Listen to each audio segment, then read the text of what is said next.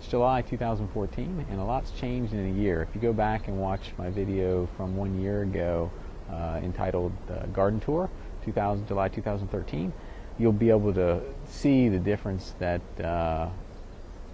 has occurred in a year. So we're going to start at the top of the property. This is Zone 4, Farm Forestry, and we'll work our way down. I'm at the top of the property, and this is my Zone 4 Farm Forestry. And last fall I planted a timber forest, and it's mimicking the forests of eastern Pennsylvania. So I've got all sorts of locust trees, alder, Kentucky coffee, hickories, oaks, chestnuts, things like that, walnuts, and everything's done fairly well. So I'm happy about that. This is also going to serve as a nice windbreak up at the top of the property here. So we're moving down the property a little bit here. We're facing upslope, and you can see just beyond this berm and swale right in front of us is the top swale, which you can kind of see peeking through behind the the English walnut tree we've got there. And these swales, these are two of the sort of the mid swales that are pretty long swales across the property.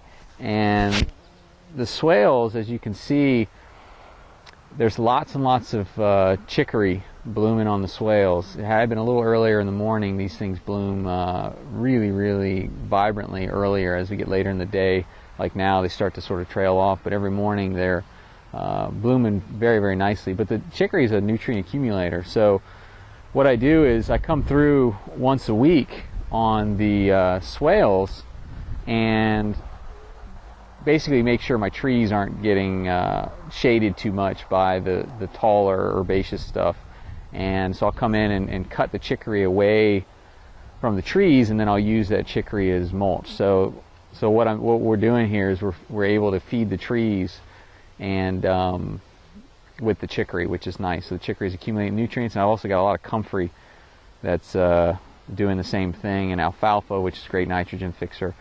So that's actually worked out pretty well. It's not particularly high maintenance. There's not a lot else that, once everything sort of gets up and going, there's not a lot of, I haven't done any weeding as far as anything beyond just doing a little bit of chop and drop, and that's worked out pretty well. You can see as we start to look down slope, you can see kind of move a little bit here. You can just see sort of down the property here, and you can see how the swales sort of just roll down the hill. This is new for 2014. The bee shelter, which I built early this spring, and then the beehives, and then I installed a couple package bees. So far so good with the bees. They've really taken to the hives. They've built right off the top bars. No honeycomb, no wax or anything on the bars. They built right off them, and they did a really nice job. So I think that so far so good on the bees. We'll see how they overwinter. So here you can see the bees kind of coming in and out of their little entrance. Now I had an entrance reducer on there, and I've since opened it up a bit because I think their numbers are skyrocketing, and they were having sort of a traffic jam near the entrance. But if you look closely, you might be able to see some pollen on their legs as they come in. It might be kind of hard to tell on Another film, thing that's cool with these hives is I actually got viewing windows. So I paid a little extra for the hive, but I think it was worth it, so I can see what's going on in the hive. I know when to add a box, and when I can take one away, or be able to get an idea of what they're doing, and I don't feel the need to open it up, because every time you open it up it puts stress on the bees. So here in this hive you can see all the comb and the honey, and they're doing a really nice job here. And then on the bottom box you can see they're just building here. So they're filling up the bottom box pretty quickly. So you can see the brand new comb that they're working on here. And so what they'll do is, just like in nature with a Ware hive, they're building from the top down as opposed to the Langstroth, where they try to make them build bottom up. And so this hive actually I'll need to add a box to. As we go further down the property, there's this young food forest that I put in last fall with a swale behind it. And then there's a little bit more of food forest in front of the swale, and then of course the trees on the berm as well. And if you look further down on the upper left hand corner of the screen, there's another young food forest there. We're all the way to the bottom of the property now, and we're in zone 4. Eventually that'll be zone 5. I actually just planted bamboo along the fence here, and it grows to be about 55 feet tall, very aggressive, hoping that I can get that to sort of screen the roadside, also provide building materials, and then also the new shoots we can eat.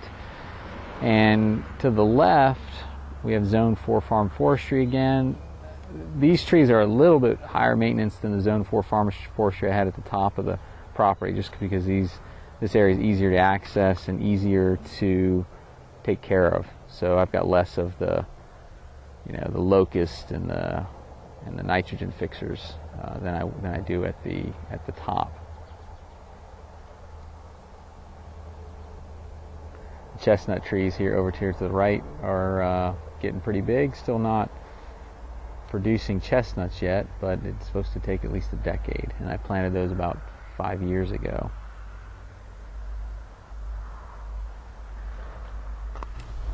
We can get a better look at this bottom swale from the top of the pond wall, and you can kind of see below the swale that I've got a lot of clover and alfalfa, and then a mixture of a few wildflowers. Now, that was supposed to be a wildflower meadow I seeded in, but the clover, especially the clover, really took over because I seeded in the clover first, and I did it at a really low rate because I didn't want it to be barren over the winter.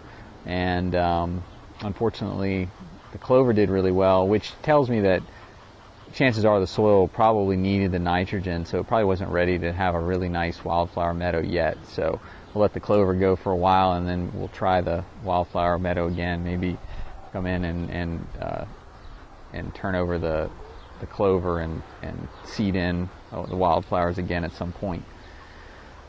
So as we turn around on the pond wall here, you can see the pond is coming along nicely. It's worked out really, really well. The spillway is there in the left-hand corner of the screen, kind of around that little corner, and then it spills around into that bottom swale. So you can kind of hear the frogs, and that pipe is the overflow from the rainwater catchment and our geothermal from the tank that's in the garden. And then there's also the entrance to that is from the drainage from the back of the house, and then also it's connected to a couple of swales. So I really like the area near the spillway. The spillway is right here in front of us, and it's pretty constantly spilling because of the geothermal whenever it's warm enough or cold enough to run the heater, the air conditioning. But the pond stays nice and full, which is really nice, because with a sodium bentonite pond, you really don't want the sides to ever dry out, because then the particles will shrink and then you can get leaks. So it is important that it stays relatively full. Now, the other nice thing that I did this spring, you can kind of see right here, is I planted some lotus flowers, and pretty easy. I mean, to be honest with you, I really sort of just took the pot off and I didn't totally just chuck it in the water, but I sort of just pushed it deep into the water. It's got to be about 2 feet deep. It's an emergent plant, so that'll hopefully provide some shade. It was only 2 lily pads when I first put it in, and now it's, after a couple months, it's really blossomed. But I'd like to do a few more of those. It's going to be a nice habitat for the fish, and because the pond's sort of in full sun at the moment, I wanted to get a little bit more shade for the water, and I also want the habitat to develop a little bit more before I throw the fish in, so we're not quite ready for that yet. When we cleared the wood line to put the deer fence in, we actually got a lot of honeysuckle that came in as a nitrogen fixer on the fence, and then we also got a lot of black raspberries, which was sort of a happy accident. And this actually ended up being a really nice area here on the side of the pond wall to pick raspberries. And so this is kind of a nice little niche that is developed.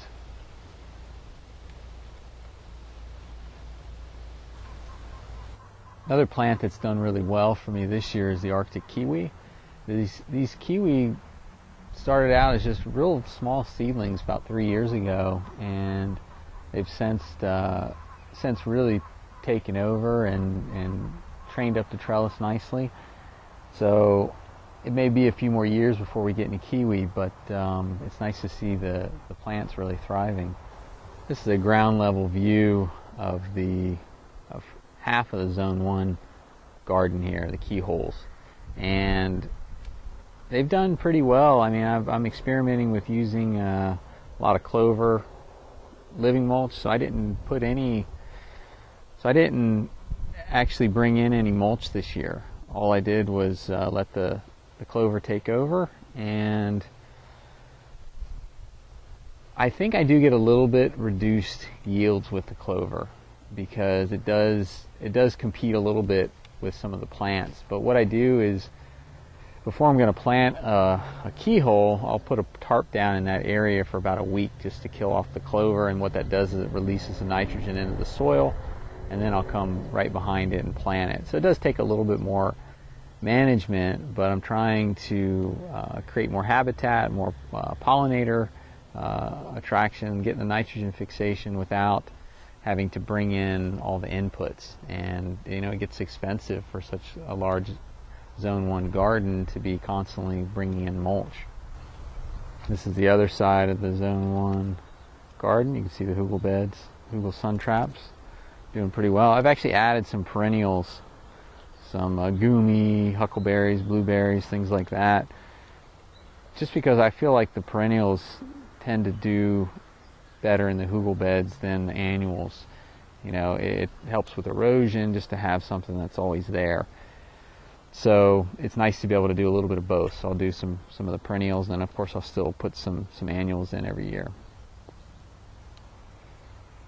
You can see the herb garden. It's gotten pretty out of control at this point. Believe it or not, I actually do go through here and weed, but everything here is pretty much stuff that I want. It's just everything's gotten really large. So I may have to trim some stuff around some of the more desired herbs just to keep them from crowding out. But for the most part, I actually like the wild permaculture jungly look.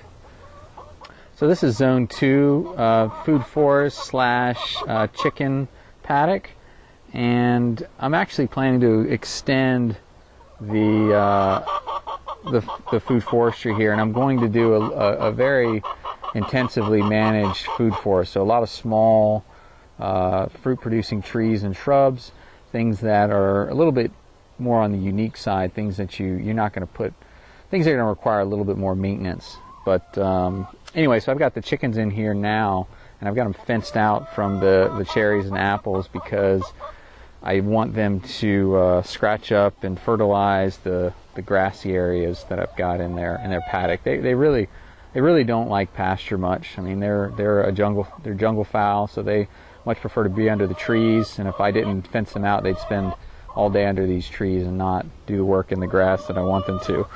So this is the mandala garden that's just upslope from the food forest / chicken paddocks, and you can see that I've put in a lot of clover and comfrey in here, just sort of getting the area ready for the trees and shrubs that I'm going to put in here at some point next year. And then the chickens are also doing their thing. And that food forest is actually going to extend over here. We actually had them here under contained by electric fencing, so they were in here for quite a few weeks. So that area should be fairly good as well for planting. So this will give you kind of an overhead view of the pond, the Zone 1 garden, and Zone 2 chicken paddocks and pasture there.